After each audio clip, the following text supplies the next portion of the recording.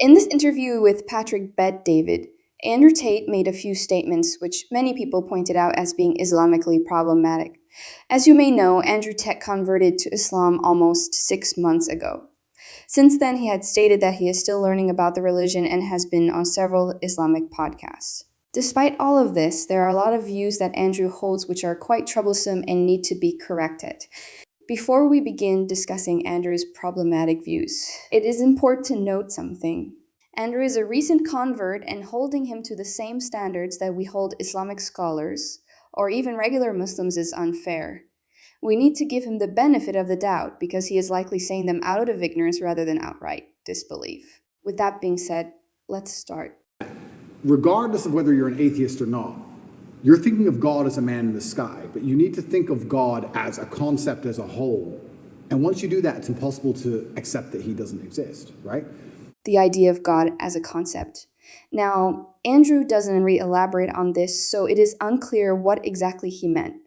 Nevertheless, it's necessary to point out that in Islam, we don't believe in God being a mere concept.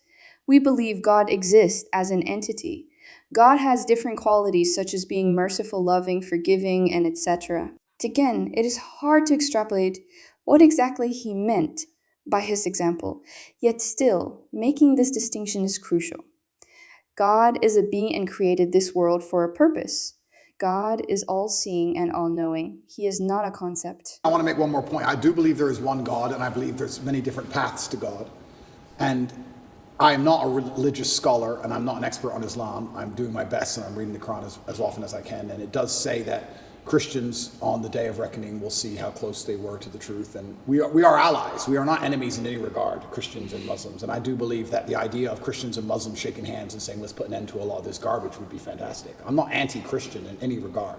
There are a few things that need to be discussed here. First of all, Christians and Muslims can indeed be allies. No problem with that.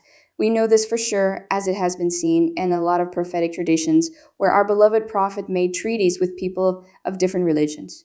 Where Andrew falls short is when he claims that there are different paths to God. If by paths Andrew means different life experiences, then no problem. But if he means different religions, which seems to be the case, then he is mistaken. Almost all religions are mutually exclusive. In Islam, the biggest sin is giving the authority of God to anyone or anything other than God. With that being said, claiming different religions can lead to one true God is simply incorrect. Christians believe in Trinity, but Muslims don't. Muslims believe in the Prophet Muhammad, other religions don't. Besides, if different religions lead to the same God, why bother being a Muslim at all? You can be a Jew, Christian, Hindu, or anything you want and hold the belief that they all lead to one true God. But that would be wrong. Andrew needs to be careful about statements like these, which can be something that can take you outside the fold of Islam.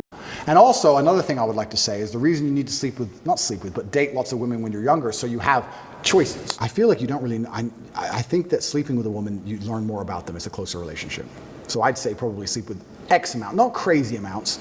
This last clip seemed to showcase a belief that a lot of individuals in the manosphere uphold. The idea is that a man should be promiscuous and date lots of women.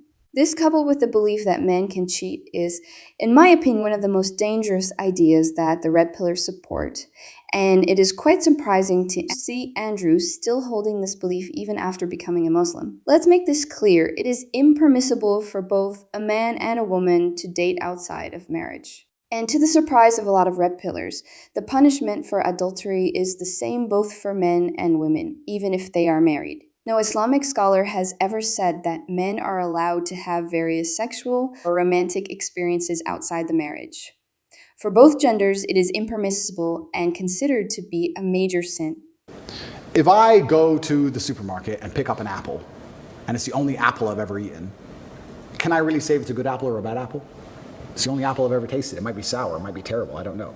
Whereas if I try 10 apples, I can tell the differences between apples. I say, what's a good apple, what's a bad apple? I think you need that degree of experience, because sometimes you'll be with a woman and go, yeah, she's great, but if you're not experienced enough, you realize she really isn't all that great, and she actually treats you like a dickhead. Whereas if you've been with enough women, you can always reference back to that girl who actually was really good to you. But let's analyze the example that Andrew gave about apples. In his mind, the more apples you've had, the better your understanding of what a good apple or a good woman is. Therefore, you need to be promiscuous to have an idea of a good woman. Where this argument falls short is in the fact that we already know what a good apple is scientifically. If you have an apple and after eating you have an upset stomach, feel nauseous, and generally don't like the taste of it, you can then conclude that you had a bad apple. Now, to translate this example into what Andrew was trying to prove, we know what a good partner is based on the guidelines that God has given to us through Islam. A good woman is obedient to her guardian, she is religious and God fearing. You have a list of qualities that you want to pursue in your future partner, and to find that kind of a partner, you don't need to sexually engage with them. There are millions, if not billions, of Muslims who have arranged marriages where the couple has not had any experience yet they live a great life together. Besides, the fewer apples you have tasted, the more satisfied you are with the apple you have in your hand, meaning you will be more grateful for what you have. I honestly think that Andrew is very sincere and open to learning. He gives lots of great advice, and I think he is a positive influence on the youth, but some of his ideas must be challenged and sorted. He says a lot of times in this interview that he is not an Islamic scholar, which is a great remark. However, as a very influential public figure, he bears the responsibility when he makes statements like these. I suggest to Andrew learn more about the religion and correct some of his views that are left over from his life before Islam.